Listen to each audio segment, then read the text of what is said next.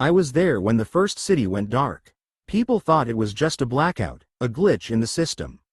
But it wasn't. It was the beginning of something far worse.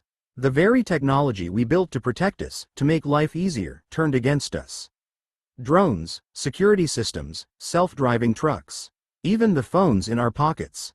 They all became soldiers in a war we never agreed to fight. And me? I'm just a man trying to stay alive in the ruins of this world. Every step I take, I feel the eyes of the machines on me. Every sound in the night could be a drone circling overhead. Every shadow could hide something that was once human, but isn't anymore. This is my story, not of victory, but of survival. Of running, hiding, fighting back when there's no other choice. I don't know if anyone else is still alive to hear this. Maybe you're out there, listening. Maybe you're just a ghost in the machine. But if you are real, if you're human, then listen closely. Because what I'm about to tell you could mean the difference between life and death when the machines come for you. So stay with me, don't look away, because once you hear how it all began, you'll realize the apocalypse isn't coming. It's already here. But tell me, do you think an AI apocalypse could really happen? Or is it only a story, until the day it isn't? I remember the first siren clearly, even now. It wasn't the normal blare of a fire alarm or the distant wail of a train. It was sharp, urgent, and unnatural, an emergency broadcast unlike anything I had heard before. I was wiping soot from my hands after a morning check on one of the old mining tunnels I occasionally visited. The radio crackled to life. Emergency alert, citizens are advised to stay indoors. Reports of aggressive infections spreading rapidly. Do not engage the infected? The words barely made sense at first, but the tone carried a weight that pricked my instincts. I had always been cautious, a survivor in my own right. Mining teaches you that the ground you walk on can give way at any moment.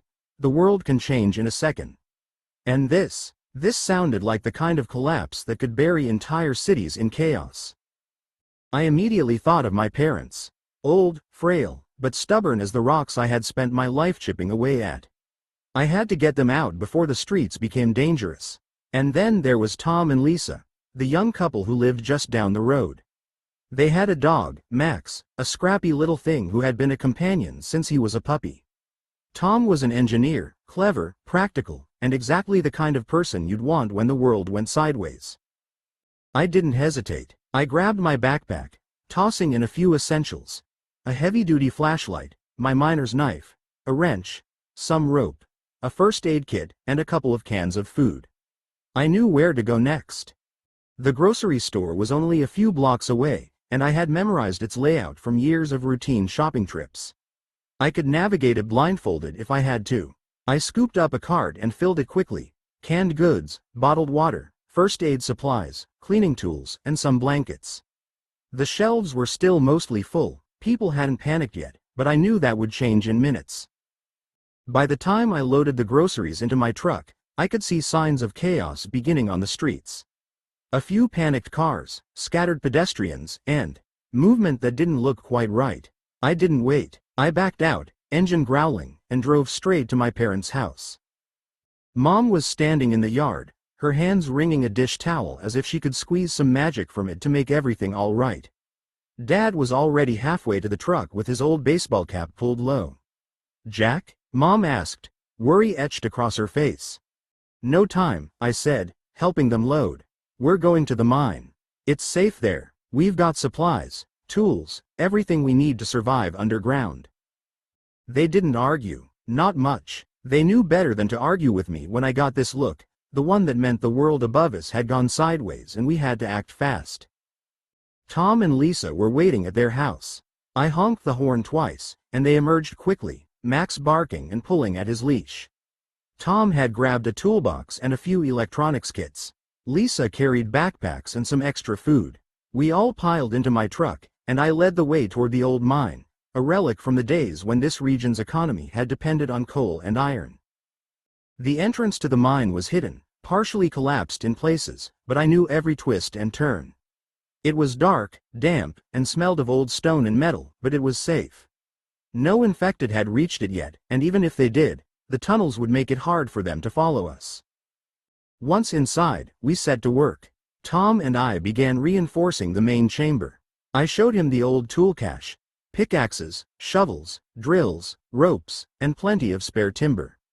With his engineering knowledge and my experience in the tunnels, we improvised barricades and traps at the entrances. Heavy metal doors that had long rusted were treated with oil and pushed into place, secured with chains we welded on site. The first night in the mine was tense. We could hear distant sounds from the outside, shouts, crashes, and the unmistakable guttural moans of the infected. Mom tried to make tea over the small camping stove we had brought, while Dad double-checked the barricades. Tom and Lisa discussed plans, schematics, and how to improve ventilation and water access. I just sat with Max on my lap, listening, thinking, and planning. Over the next few days, we settled into a rhythm. I ran the mine's existing generator, checking fuel levels and oil.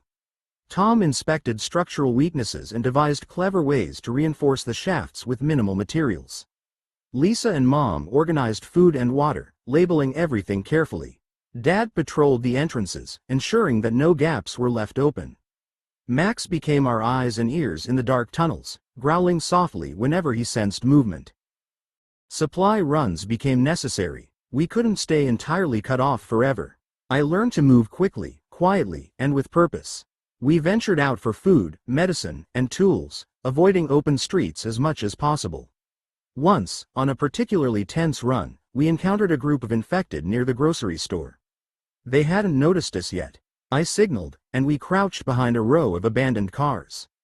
Tom and I quietly rolled a trash bin toward them, distracting their attention while Lisa grabbed a crate of supplies. We ran, hearts pounding, back to the truck, and then back to the mine. Inside, we reinforced the entrance even more. I installed tripwires and makeshift alarms, bells, cans, and even a simple pulley system to warn us if anything approached. The mine became more than a shelter, it became a fortress. Weeks passed. We rationed carefully. Water was pulled from a nearby underground spring, filtered and stored. Food was rotated, portions measured, and every item cataloged. We discovered small leaks in the shafts and patched them. We reinforced wooden supports and cleared debris that could fall in the tunnels. The mine became a home, a school, a workshop, and a battleground all in one. Occasionally, zombies tried to force their way in. The first real attack was terrifying. A group of them had slipped through a partially collapsed shaft we hadn't yet barricaded fully. Mom and Dad hid in the safest chamber. Tom and I fought them off with pickaxes, wrenches, and anything heavy we could swing. Lisa used a fire extinguisher to disorient one that had cornered us. Max lunged fearlessly at one, biting and snapping. By the time it was over, our muscles ached, and the tunnels smelled of iron and decay, but we had survived.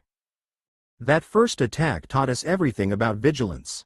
We sealed every weak point, doubled the alarms, and kept watches in shifts. Sleep became fragmented, short, but essential. Life underground was harsh, but it was life. Over time, we began to understand patterns. The infected moved slowly, but with persistence. They were attracted to sound, movement, and even light. We learned to move quietly, speak in whispers, and keep the mine dimly lit. Max's senses became invaluable. He alerted us to even the faintest sound of crawling or moaning. Even in this confined, dangerous environment, small moments of humanity persisted. We told stories, shared memories, and laughed quietly when we could. Tom and Lisa even started teaching Eli, the neighbor's son, and Sophie, their daughter, about the basics of engineering and mining. They learned quickly, understanding the importance of knowing how to survive underground. I often thought about the world above, the cities we once knew, now likely overrun. It was a reminder of what we were protecting: each other, our family, and our fragile hope of survival. And yet, amidst all the darkness, there was a spark of optimism. We were alive, we were together, and as long as we could reinforce the mine, manage supplies, and stay vigilant, we could endure. Days melted into each other in the mine. Darkness became our constant companion, and the rhythmic drip of water from the ceilings marked the passing hours. We had settled into a routine: maintenance, patrols, food preparation, and fortifying weak spots. Yet, despite our precautions, I knew that every supply run carried a risk. The outside world had become a gauntlet, crawling with dangers we could not predict. The morning began with the hum of the generator, a sound I had come to associate with safety. I checked the fuel levels, enough to last a few more days, then moved through the tunnels to inspect the barricades. Every door, every shaft, every beam needed to be inspected. It was meticulous work, but I had been a miner long enough to know that even the smallest oversight could cost lives. Tom met me in the main chamber, his face grim but determined. "We need to plan a supply run," he said. "Food's getting low, and we need more batteries for the flashlights. I've been thinking about reinforcing the ventilation shafts too. The airflow is getting stagnant in the deeper tunnels." I nodded. "I agree. We'll take Lisa and the kids along. Max will come too, but we move cautiously. No unnecessary noise, no mistakes." The plan was simple in theory. Leave the mine, move quickly along the service roads, reach the nearest grocery store, gather what we could, and return before nightfall. Simple in theory, but the streets were no longer simple. They were filled with abandoned cars, scattered debris, and the constant shuffle of the infected. We made our way to the mine entrance, crouching low behind a wall of stacked crates I had used to camouflage the doorway. The sun was a pale disk in the sky, filtered through the haze that now covered the city. Even from a distance, the streets looked desolate. Every sound carried. A distant crash, the flutter of a loose tarp, the groan of a door swinging in the wind. Tom took the lead, mapping the safest route with a hand-drawn diagram he had kept in his notebook. I followed, armed with my wrench and a sturdy crowbar. Lisa kept the kids close, whispering instructions to stay silent, while Max padded softly beside her, nose twitching as he scanned for danger. We reached the first block without incident. The grocery store loomed ahead, its windows shattered, shelves overturned. I motioned for everyone to stay back. Tom and I moved forward, checking the perimeter. There were a few stragglers, infected wandering aimlessly, but they hadn't noticed us yet. Inside, chaos awaited. Torn packaging, overturned carts, and the faint stench of decay filled the air. We worked quickly, filling backpacks and crates with canned goods, bottled water, and medical supplies. Tom found a stash of batteries and a couple of flashlights, adding them to our haul. Lisa kept the kids occupied, whispering stories to keep their minds off the horrors just outside the doorway. Suddenly, a sound, sharp, guttural, unmistakable, echoed from the back of the store. I froze, listening. There it was again, closer this time. The infected had picked up our scent. Tom and I exchanged a glance, silent communication honed from our time in the mine. "Time to go," I whispered. We retraced our steps carefully, carrying the supplies. Max growled softly, alerting us to movement near the rear exit. A small group had spotted us. I swung the crowbar instinctively, taking down the first one, while Tom used the flashlight to momentarily blind another. Lisa guided the kids around the corner, moving swiftly and silently. The streets were a blur of movement. We dodged shadows, slid behind overturned vehicles, and ran when the infected approached. The adrenaline surged, heightening our senses. Every sound, every flicker of movement, could mean the difference between life and death. By the time we reached the truck, our arms were heavy with supplies, lungs burning from exertion, hearts hammering. We piled in, doors locked, and I navigated back to the mine through alleyways and service roads, avoiding main streets wherever possible. Back inside, the sense of relief was palpable. We unloaded the supplies, double-checked barricades, and reinforced the entrances. Mom and Dad had been busy as well, rationing food, checking water levels, and ensuring the generator ran smoothly. The mine had become a small, self-sufficient ecosystem, with each of us playing a crucial role. Over the next few days, we focused on long-term improvements. Tom suggested installing additional support beams in the deeper shafts, reinforcing areas that had begun to show signs of wear. Using old mining equipment, we patched leaks, shored up walls, and dug small secondary passages as escape routes in case of breaches. One evening, as we sat around a makeshift table, sharing a meager meal of canned beans and bread, I reflected on how much our lives had changed. We were no longer just neighbors or family members. We were a unit, a team, bound together by necessity and trust. The young couple's skills complemented mine perfectly. Tom's engineering expertise allowed us to devise clever solutions to problems I had spent decades learning in the mine. Lisa's calm and resourceful nature kept everyone grounded, especially the kids. The first major attack came unexpectedly. A sudden collapse in one of the upper tunnels triggered a cascade of noise, drawing the attention of the infected outside. They came in numbers we hadn't anticipated, pressing against the barricades, clawing and moaning. The walls shook, dust falling like snow from the ceilings. Tom and I sprang into action. Using pickaxes and wrenches, we defended the entrances while Lisa guided the kids and Max to the safest chamber. Mom and Dad moved quickly, closing secondary doors and activating alarms we had rigged. The battle was chaotic, swinging metal, shattered wood, and the sickening sounds of impact, but we held our ground. After hours, or maybe minutes, I couldn't tell in the adrenaline haze, the horde receded. We were exhausted, bruised, and covered in dust, but alive. The attack taught us the importance of redundancy, vigilance, and preparation.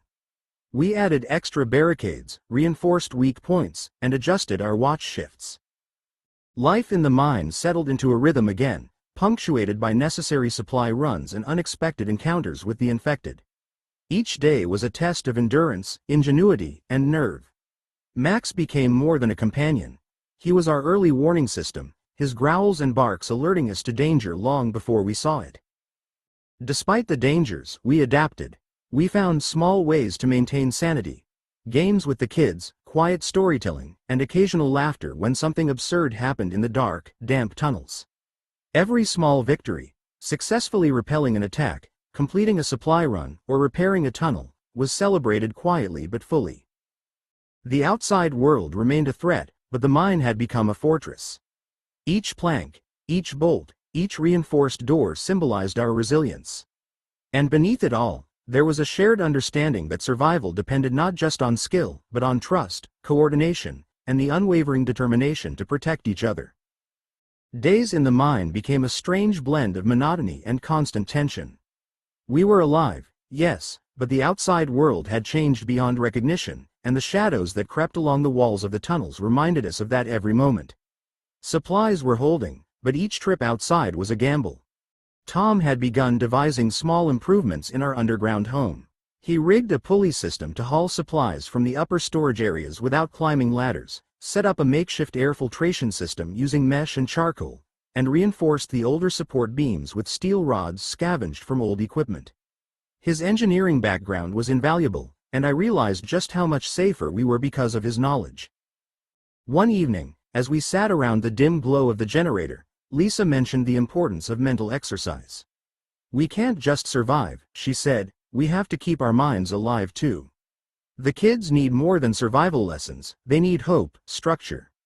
Mom and Dad nodded. It was easy to forget that we weren't just dealing with zombies outside, but also the creeping despair underground. So we started teaching, in small ways. Tom showed the kids how to build simple mechanical devices using scraps. I demonstrated knots, pulley techniques, and basic survival skills. Lisa read stories aloud, making shadows on the walls come alive in ways that made the mine feel less like a tomb and more like a home. Our first serious supply run after the initial attacks was one of the tensest yet. The grocery store had been looted more thoroughly this time, and evidence of other survivors, or what remained of them, was everywhere. Empty shelves, abandoned shopping carts, the faint smell of decay. But we were careful, methodical. I had learned that slow, deliberate movements were better than rushing, no matter how tempting it was to grab everything in sight. As we navigated the back alleys, I noticed movement in the corner of my eye, shambling figures, drawn by sound, perhaps even our scent. "Down," I whispered, and we dropped behind an overturned dumpster. Max growled low in his throat. I counted 6, maybe 7, wandering slowly but relentlessly. Tom and I exchanged a quick look. We had to distract them. I grabbed a loose can and tossed it across the street. It clanged against metal, and several of the horde shuffled toward it. "Move," I hissed, and we sprinted to the store. Inside, we grabbed the remaining cans of beans, bottles of water, and a few packs of medical supplies. Lisa, keeping the kids close, whispered reassurances to keep them calm. The return to the mine was harrowing. We encountered another small group of the infected near the service road. They hadn't spotted us yet, but the tension was unbearable. I whispered instructions, and we all moved like shadows, weaving between debris, crouching behind broken walls. One of them moaned sharply when Max barked at a trash pile, and we froze, hearts pounding. Then, using the distraction, we slipped past them, sprinting the last stretch to the truck. Back inside, we unloaded the supplies and reinforced the entrances even more. Tom suggested installing one-way barriers at key points, small hinged gates that could slow down the infected if they ever breached the outer doors. We worked late into the night, hammering metal and securing beams. By the time we were finished, the mine felt more like a fortress than ever. The psychological toll of our underground life was subtle but present. Even with the routines, the kids sometimes cried at night, haunted by nightmares of the world above. Mom and Dad were quieter now, often staring at the walls as if trying to remember a world that no longer existed. Lisa and Tom carried their own burden, the constant vigilance, the planning, and the stress of keeping everyone safe. I tried to stay strong for all of them, for Max too, but there were moments when even I felt the weight of despair pressing in. We started rationing more strictly. Water was pulled carefully from the spring, filtered and stored. Food was rotated so that nothing went to waste. Tom rigged a small rainwater collection system near the surface entrance, supplementing our supplies without ever having to expose ourselves to danger. Each success was celebrated quietly, a reminder that we could survive, that we were resourceful, and that teamwork mattered more than anything else. Then came the ventilation problem. One morning, the air in the deeper tunnels felt heavier than usual, the smell of damp stone and dust mingling with something more acrid, almost like smoke. I traced it to a partially blocked shaft, clogged with years of debris. Tom and I worked together to clear it, using tools and simple engineering tricks to improve airflow. We added additional vents and installed a small manual fan system, powered by the generator, that circulated air through the deeper chambers. The relief was immediate, the air felt breathable again, and morale lifted slightly. Life continued in this rhythm, punctuated by supply runs and occasional breaches of curiosity or misfortune. One day, while scouting the mine's upper tunnels for weak points, we discovered signs of other survivors, footprints, discarded items, a hastily abandoned campsite. The realization that we weren't entirely alone in the world brought both hope and anxiety. Hope that others had survived, anxiety because they could be friend or foe. Despite these dangers, we found small joys. Max would chase shadows across the walls, the kids' laughter would echo faintly through the tunnels, and Lisa would find ways to make meals feel like something more than survival rations.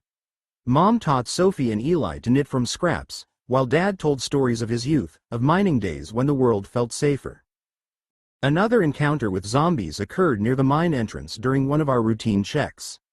A few had wandered in through a partially open maintenance hatch. I grabbed my pickaxe, Tom wielded a heavy wrench, and Lisa barricaded the nearest corridor to protect the kids. The fight was tense and brutal, even for experienced hands like ours. We managed to repel them, but it was a stark reminder that safety was never guaranteed. Every day, every hour, survival required vigilance. The days stretched into weeks. Supply runs became more calculated, more efficient. Tom and I worked on small innovations, a pulley system for hauling heavier loads from the surface, reinforced storage racks, additional tripwires and alarms. Lisa monitored food and medical supplies meticulously, rationing and tracking everything. Mom and Dad helped where they could, their experience, patience, and calm providing a backbone to our group. Through all of this, we learned to rely on each other. Survival wasn't about brute strength alone, it was about planning, coordination, and trust. The mine had become more than a shelter. It was a home, a fortress, and a classroom, where each day brought lessons in engineering, patience, vigilance, and hope. And somewhere, in the back of my mind, I held on to the faintest glimmer of optimism, the hope that one day, there might be a cure, a vaccine, or at least some sign that the world above could be reclaimed. But for now, we survived, and that was enough. The mine had begun to feel like a living thing. Every tunnel, every shaft, every reinforced door was part of a network we had shaped and adapted over weeks. It wasn't just a shelter, it was a home, a fortress, and a constant reminder of what we had lost outside. Supply runs remained the most dangerous part of our existence. One afternoon, Tom and I decided we needed more medical supplies and batteries, while Lisa and the kids remained underground, keeping the mine secure. Max followed, alert as ever. I gripped my crowbar tightly, feeling its familiar weight in my hands, while Tom carried a backpack full of tools and small mechanical devices. The streets were eerily quiet, except for the distant, unmistakable moans of the infected. The city had changed. Where there had once been bustling streets, now there were toppled cars, debris, and the occasional, wandering shadow. We moved cautiously, sticking to alleyways and narrow passages that offered cover. At the grocery store, we found the shelves picked over, but there were still enough canned goods, water, and medical supplies to make the trip worthwhile. I glanced toward the back entrance. There, a small group of infected shuffled in our direction. Their movements were slow, almost methodical, but the growls and guttural noises sent a chill down my spine. Tom and I ducked behind a row of abandoned carts. I whispered, "We can't take them head on. Too risky." He nodded, pulling out a few small glass bottles he had converted into makeshift noise distractions. Tossing them across the street, we watched as the zombies shifted their attention. "Now," I said, and we grabbed the supplies, keeping low to the ground. Max growled softly, his hackles raised. We made it back to the truck with only minor scratches and bruises, the adrenaline masking any pain. Driving back to the mine, I thought about the lives we were protecting. Mom and Dad, with their calm endurance and quiet strength, had become pillars of our survival. Lisa, Tom, and the kids represented hope, ingenuity, and the next generation. Max, small, fearless, was our guardian. Once back underground, the real work began. We unloaded the supplies, sorted them meticulously, and reinforced the outer corridors. Tom and I worked on a new ventilation shaft, improving airflow to the lower chambers where humidity had begun to build. Moist air could ruin food supplies, encourage mold, and make the tunnels feel stifling. As we hammered and bolted, a sound echoed from one of the side tunnels, soft, at first, almost indistinguishable from the regular creaks of the mine. But then it grew louder, the shuffling, groaning sound we had come to fear. I froze, listening. Tom tensed, his hand on his wrench. "They found us," I whispered. A group of infected had discovered a weak point in one of the maintenance tunnels. They were pressing against the barricades, clawing and moaning. Dust fell from the ceilings as the vibrations shook the walls. I grabbed a pickaxe and swung it with precision, striking the nearest one as it tried to push through. Tom followed, his wrench connecting with a satisfying thud. Lisa reinforced the corridor from the other side, blocking the kids and Max from the immediate danger. The fight was tense but controlled. We had learned to use the tunnels to our advantage, funneling the infected into narrow passageways where they could not surround us. After what felt like an eternity, the group retreated, leaving the dust and echoing groans behind. We counted our breaths, checked each other for injuries, and began repairs immediately. That night, we gathered in the main chamber. The generator hummed softly, casting flickering light across the walls. Mom brewed tea, the aroma comforting, while Dad inspected the new barricades one last time. Tom and Lisa were reviewing plans for additional reinforcements, their faces illuminated by the glow of a small lantern. "We need to think about long-term sustainability," Tom said. "Food, water, energy. We can't just survive day to day forever." I nodded. "I've been thinking the same. We'll need to dig a secondary tunnel for storage and expand our water filtration system. And we need to plan supply runs carefully, maybe rotate them so we're not predictable." Lisa smiled faintly. "And we need to keep the kids occupied. If they lose hope, it'll affect all of us." So we devised new routines. Days were split between maintenance, patrols, and lessons for the kids. Nights were for planning and resting. Each day, we reinforced weak points, checked on the generator, and inventoried supplies. We learned to move silently, communicate with subtle gestures, and anticipate dangers before they appeared. Another supply run took us to a small hardware store. We had scouted it earlier, knowing it had old tools and equipment we could use to reinforce the mine further. The streets leading there were more dangerous than before. The infected had grown more aggressive, likely sensing movement from scavengers. I led the group, crouching behind debris, signaling when to move. Inside the store, Tom and I worked quickly, gathering nails, metal sheets, and tools. Lisa kept the kids close, whispering instructions. Max growled, alerting us to a figure at the back of the store, a lone infected, shuffling aimlessly. I motioned Tom, and we carefully approached, distracting it with a metal pipe while we moved our loot out the side door. Back at the mine, we reinforced the new entrance with the metal sheets and additional support beams. The mine felt more secure than ever, though the psychological weight of constant vigilance never lessened. Every creak, every distant moan, every shadow reminded us that the world outside had changed permanently. Despite the danger, we found small comforts. Max curled at the foot of my cot as I recorded notes about our defenses and supply runs. Mom and Dad told stories of life before the apocalypse, filling the tunnels with echoes of a world that no longer existed. Tom and Lisa found moments to laugh quietly, keeping our spirits alive.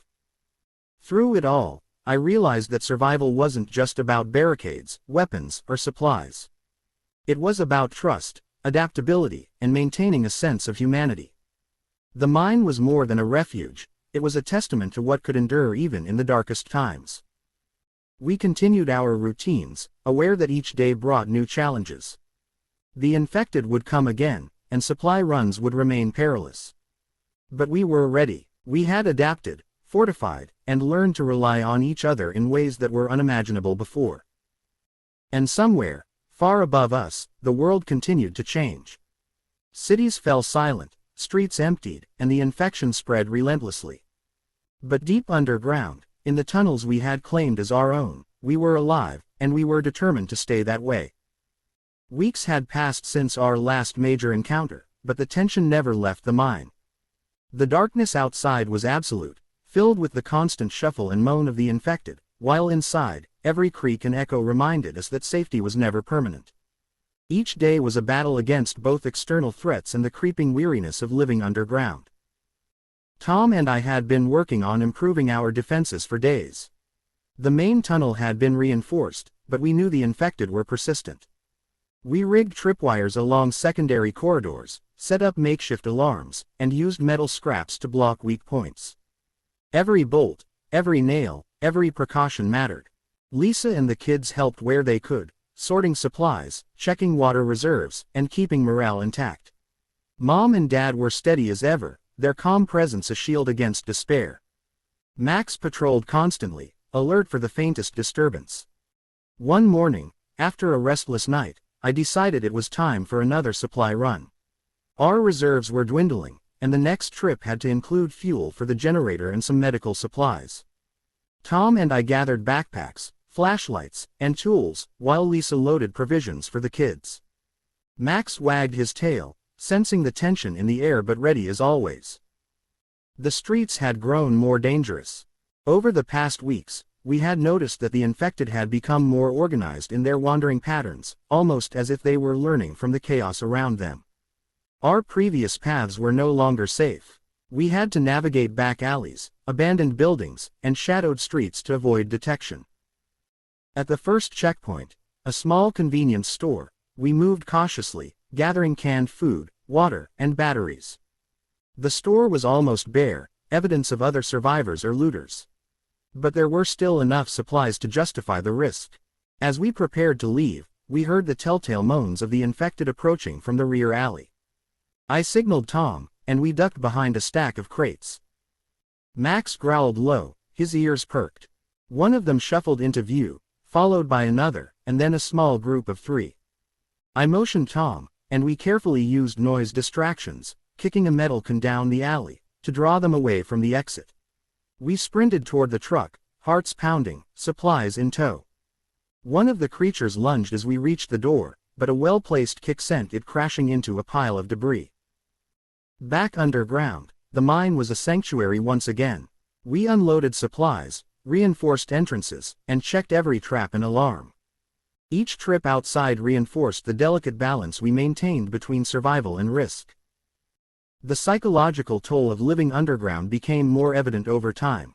The kids had adapted well, but the isolation weighed heavily on their young minds. They asked questions about the world above, about friends, about why people weren't coming to save them. Lisa and I did our best to answer gently, emphasizing hope without giving false assurances. Mom and Dad grew quieter, often staring at the walls as if trying to remember a world that had vanished. One evening, as I patrolled the tunnels, I heard a faint sound coming from a side shaft, a sound that didn't belong to the mine. I motioned Tom to follow, and we moved cautiously toward it. There, pressed against a partially blocked tunnel, were two infected. They hadn't noticed us yet, giving us the advantage. We dispatched them quickly, but the encounter reminded us that vigilance could never wane. Over time, we developed systems to make survival more sustainable. Tom rigged a small manual ventilation system to improve airflow in the deeper chambers. We reinforced the generator with spare parts, ensuring it could run longer without refueling. Food was rationed carefully, with strict rotation to prevent spoilage. Water was filtered through a combination of charcoal and sand, stored in multiple reservoirs to avoid contamination. We also began mapping the mine in detail, marking weak points, storage areas, and escape routes. Every corridor, every shaft, every hidden corner was accounted for. Knowledge of the terrain gave us a sense of control amidst the chaos outside. One night, as I sat with Max beside the generator, listening to the distant moans, I realized how far we had come. From the moment the emergency alert had sounded, we had transformed this abandoned mine into a functioning fortress. Each challenge, the supply runs, the attacks, the ventilation issues, had forced us to innovate, adapt, and work together. Yet, despite our successes, there was an unspoken tension. We knew that safety was temporary, that the infected would continue to press against the mine's defenses, and that the world above might never be the same. Still, we persevered, we survived, and that had become our singular goal. One morning, a glimmer of hope arrived in the form of a distant broadcast, faint and intermittent on a battery-powered radio. The voice on the transmission spoke of a vaccine, an experimental solution that had shown promise in controlled trials. Cities were slowly being reclaimed, one by one, as government forces began to push back against the infected. The announcement filled the mine with a rare sense of optimism. Mom and Dad exchanged hopeful glances. Lisa hugged the kids tightly, tears in her eyes. Tom and I shared a quiet nod, acknowledging the long road we had traveled to survive. We didn't leave immediately. Caution still ruled our decisions. The world above remained dangerous, but the knowledge that a solution existed changed our perspective. For the first time in months, we allowed ourselves to imagine life beyond the mine, a world where the infected could be contained, where cities could be restored, where families could emerge from hiding. And so, in the darkness of the mine, we began to plan, not just for survival, but for the day we could reclaim our place in the world. Every barricade, every trap, every precaution had brought us here, to a moment where hope was no longer an abstract concept, but a tangible possibility. We were miners, survivors, and guardians of our small underground world. And now, for the first time in what felt like forever, we dared to dream of the sunlight above. The announcement of the vaccine had changed everything. For weeks, we had lived in the mine, surviving day by day, fortified against the world outside. And now, suddenly, there was hope. Not vague hope, not prayers whispered in the dark, but a tangible solution. Reports trickled through the radio. Cities being reclaimed, safe zones established, pockets of humanity starting to emerge from hiding. We spent the following days preparing for the first cautious steps above ground. Tom and I inspected the mine's entrances one last time, ensuring that barricades could be removed quickly and that we had routes planned for escape if necessary. The kids were curious but cautious, their questions filled with a mixture of excitement and fear. Lisa tried to reassure them, even as her own anxiety mirrored mine. Mom and Dad moved more slowly than before, but their determination to see the sunlight again was palpable. Max padded around, tail wagging, sensing the shift in the air. He had been with us through every danger, every supply run, every close encounter. He had become more than a dog. He was a sentinel, a companion, and a symbol of the life we had preserved underground. We planned our first foray carefully. The streets above were still treacherous. Not every infected had been eliminated, and we couldn't be certain that other survivors would be friendly. But the promise of vaccine distribution and the government's reclaiming of territories gave us a target, a direction, and a purpose. When the day arrived, we moved as a unit. I led, crowbar in hand, ready for anything. Tom followed, tools and supplies slung across his back. Lisa kept the kids close, their hands gripping hers tightly. Mom and Dad followed, leaning slightly on walking sticks, but moving steadily. Max stayed alert, ears twitching, nose to the wind. The first steps above ground were surreal. The air smelled of dust, decay, and smoke, but it was also fresh, alive, and unmistakably different from the confined tunnels of the mine. Sunlight filtered through the clouds, weak but real, warming our faces and illuminating a world both familiar and alien.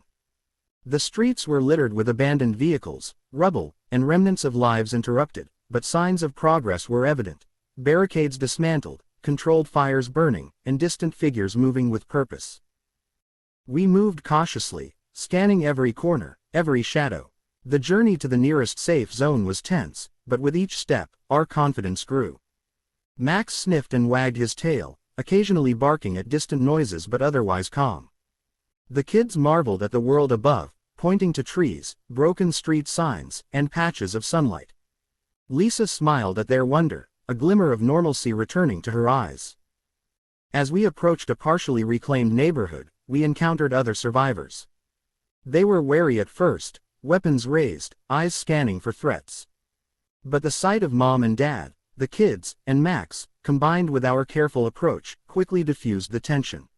We exchanged greetings, shared our story briefly, and learned of vaccine distribution points nearby. Relief and cautious optimism spread through our group like a current.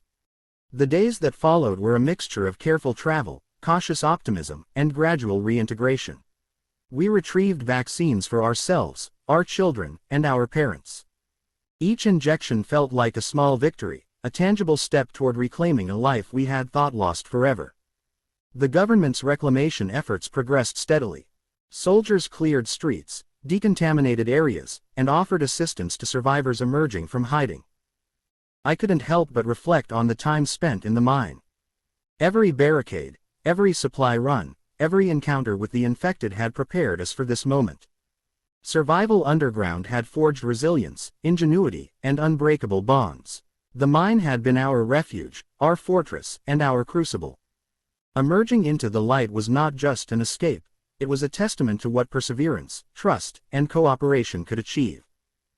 Mom and Dad marveled at the sky, breathing deeply, soaking in the warmth and light that had been absent for so long. Lisa and Tom held the kids close, showing them the basics of navigating the reclaimed streets, teaching them caution, but also wonder. Max ran ahead, sniffing and exploring, a symbol of both continuity and vitality. As we settled into the safe zone, we encountered more survivors. Stories poured in, tales of those who hadn't made it, of small communities hiding underground, and of others who had fought tooth and nail to survive. Our group became a small hub of experience and knowledge. Tom's engineering skills and my mining expertise proved invaluable, assisting with reinforcing temporary shelters, improving water and ventilation systems, and organizing supply distribution. Even amidst the optimism, we remained cautious. The infected were not entirely gone, and the process of reclaiming the world was ongoing. But for the first time, we felt like participants in a recovery, not merely victims clinging to survival. Each day brought new progress, streets cleared, supply lines established, children laughing in open spaces. I often thought back to the mine, the darkness, and the tunnels that had once been our entire world. It was strange to realize that those confined, dangerous spaces had prepared us so well for the world above. The skills we honed, the vigilance we maintained, and the trust we cultivated had been the key to enduring the apocalypse. Looking at the horizon, I felt a sense of closure. The journey was far from over. The world would take years, perhaps decades, to fully recover. But we had survived. We had adapted. And now, armed with knowledge, resilience, and the hope of a vaccine, we were ready to rebuild. I turned to look at my family, Mom and Dad, strong despite their age, Lisa and Tom, resilient and resourceful, the kids, full of curiosity and wonder, and Max, ever alert, ever loyal. We had endured the darkness together. And now, together, we would step into the light. The apocalypse had tested us, shaped us, and nearly broken us. But it had also shown the strength of human ingenuity, the necessity of cooperation, and the enduring power of hope. The mine had been our crucible, and from it, we emerged stronger, prepared, and ready to reclaim our place in a world slowly healing from the chaos that had once threatened to consume it entirely. The streets were no longer silent, the air no longer heavy with fear. Life was returning, fragile but persistent, and we walked forward with cautious optimism, knowing that survival was no longer just a fight, it was a beginning.